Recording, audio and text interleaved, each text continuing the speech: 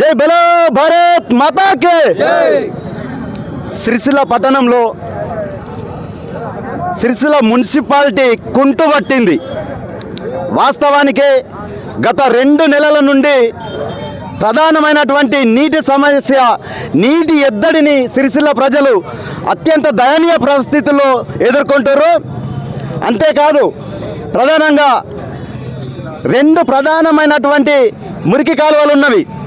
వాటిలో పూడికతీత ఇప్పటి వరకు జరగలేదు. సంవత్సరంలో 2 సార్లు జరగాల్సింది సంవత్సరంలో ఒక్కసారి కూడా జరగలేదు.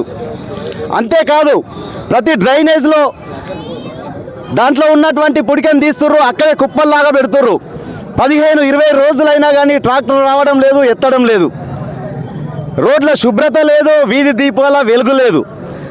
ఇంత దారుణంగా కుంటుపట్టినటువంటి సిరిసిల్ల పట్టణ మున్సిపాలిటీని ఒక్కసారి కనువిప్పు చేయాలి అధికారులకనే ఉద్దేశంతో ఈరోజు సిరిసిల్ల పట్టణ బీజేపీ తరఫున ఇక్కడ ధర్నా చేయడం జరిగింది.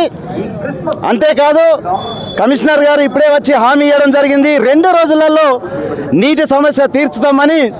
అలాంటి నీటి సమస్య 2 రోజుల్లో తీర్చకపోతే ఇంకా తీవ్ర పరిణామాలు ఉంటాయని హెచ్చరించడం జరిగింది.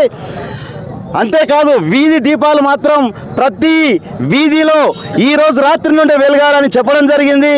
ఈ రోజు నుండే పారిశుద్ధ్య కార్మికులు ప్రతి గల్లీలో ప్రతి వీధిలో ఎక్కడ చూసినా అద్దంలాగా వీధులు ఉండాలని హెచ్చరించడం జరిగింది.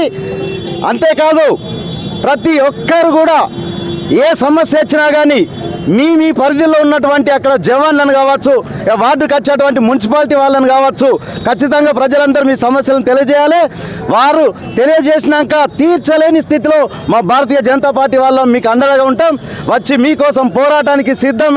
ఎప్పుడు ఎల్లప్పుడూ ప్రజల వెంట భారతీయ జనతా పార్టీ ఉంటుంది. అంతేకాదు ప్రతిరోజు ఇప్పటికీ ఇంటింటికి ఒక 10 సార్లు టాక్స్ వసూలుకు తిరిగినటువంటి ఈ అధికారులు ప్రజల సమస్యలు మాత్రం పట్టించుకునే పాపాన లేడు. అందుకే ఈరోజు మేము రోడ్డు ఎక్కాల్సిన పరిస్థితి వచ్చింది. ఇప్పుడు మేము చెప్పినటువంటి డిమాండ్లు మాకు కమిషనర్ గారు ఇచ్చినటువంటి హామీని మాత్రం తొందరలో అతి తొందరలో కానీ తీర్చలేని ఎడల మళ్ళీ మేము ఈ మున్సిపాలిటీని ముట్టడిస్తూ ప్రజా సమస్యలకై కొట్లాడతామని